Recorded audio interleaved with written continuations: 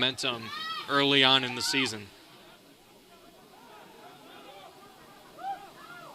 A lot of contact on that play. Briscoe came diving right out. We're going to have a couple whistles flying everywhere. Briscoe took the risky play, and we have an injured Bronco on the field.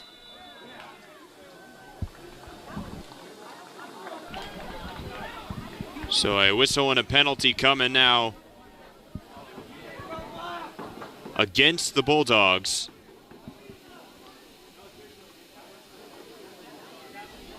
Seems they're going to go to VAR to check on this one just to make sure, because Briscoe dove in there head first trying to punch that ball away. Let's see if we can take another look at it. It was a dangerous decision for Briscoe. He was going straight for the ball. Just decided to dive in head first. And here it is. Not there. It's that contact right there by Briscoe that gave the ref enough of a reason to call a penalty there. So they will take a second opinion down on the field.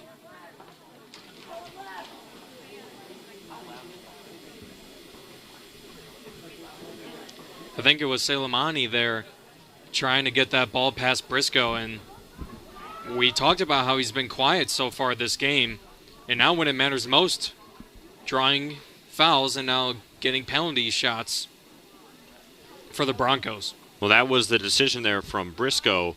Selemani would have had a one-on-one right in front of the net if it weren't for him flying out at blazing speed. This ball gets knocked away, and Selemani and Briscoe chased right after it. Just a dangerous collision. And you can see him initially go for the ball, but even if you do go for the ball and you don't actually hit it, doesn't matter. They're still going to call the penalty on it. But definitely going to be close to see if he got any contact on the ball at all. I don't know if there's going to be enough evidence to overturn this, but as we take one more look at it, really slow it down here.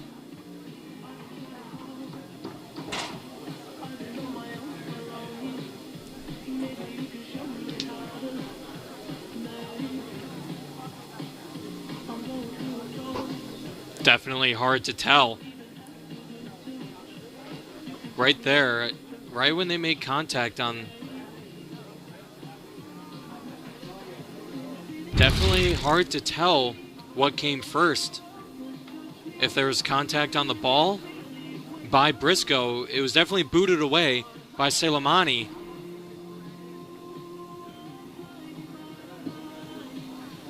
I mean, they're taking a while to look at this, so they might be seeing something that we're not. At this point, it's tough to say, tough to overturn it and say that there was extra contact. I don't know if they're looking at something different, but it looks like the call on the field is going to be the call that will stand, would be my guess.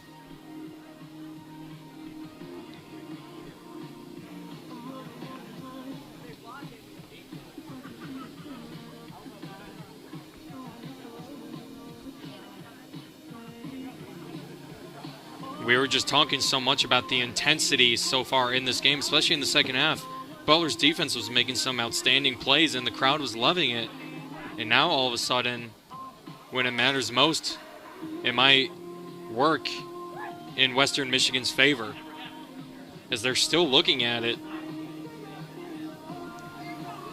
There's Briscoe there. He's probably in his mind contemplating, should I have done that? Should I not have done that? In that scenario, if you stay back, then Selemani gets the ball, and then what? You just kind of hope he make a save? I don't hate that move to push up and try and push the ball away. It's just a matter of what we've been looking at, if he gets contact first on the ball or the feet of Selemani. Well, Selemani would have had a one-on-one chance on the side of the net. There was a little bit of a window, but there was nobody close to him, so he undoubtedly would have had the ball in his possession with a really good view to try and get a scoring chance.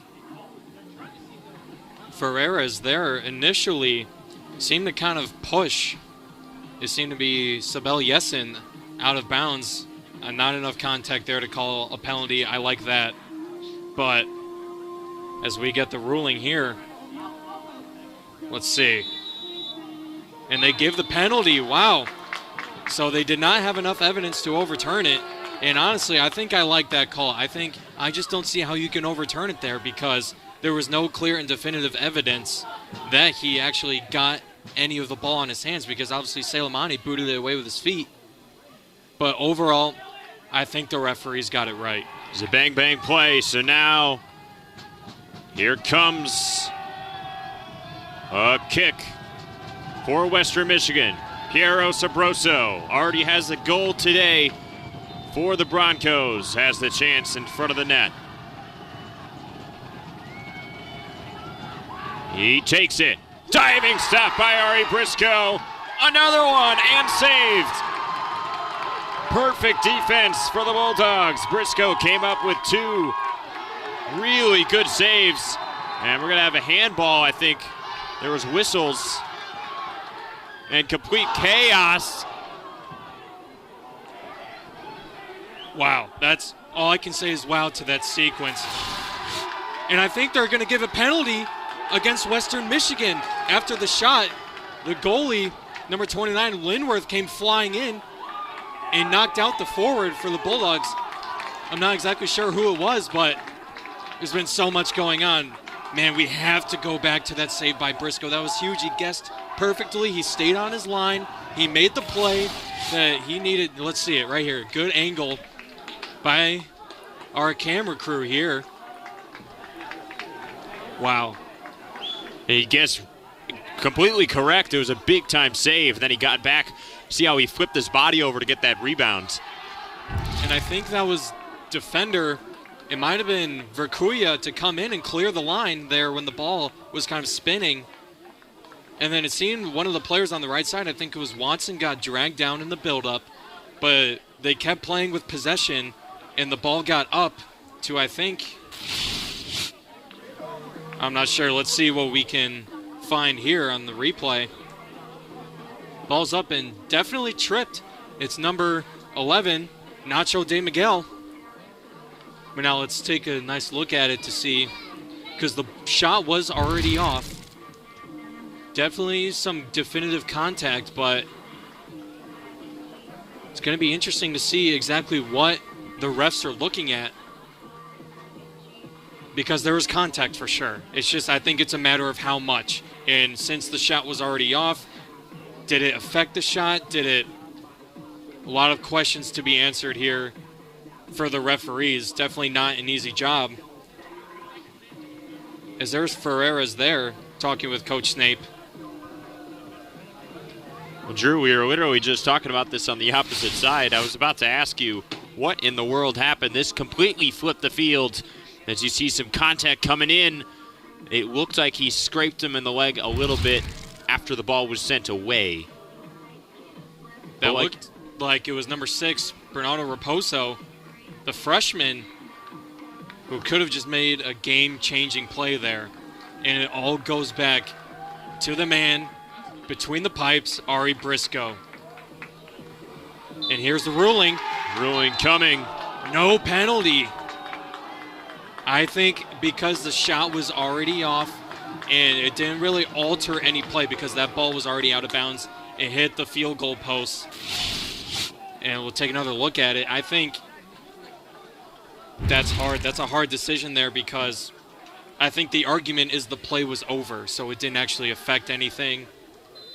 Again, back-to-back with the call of the penalty and the call of the no penalty, I think the referees are getting it right.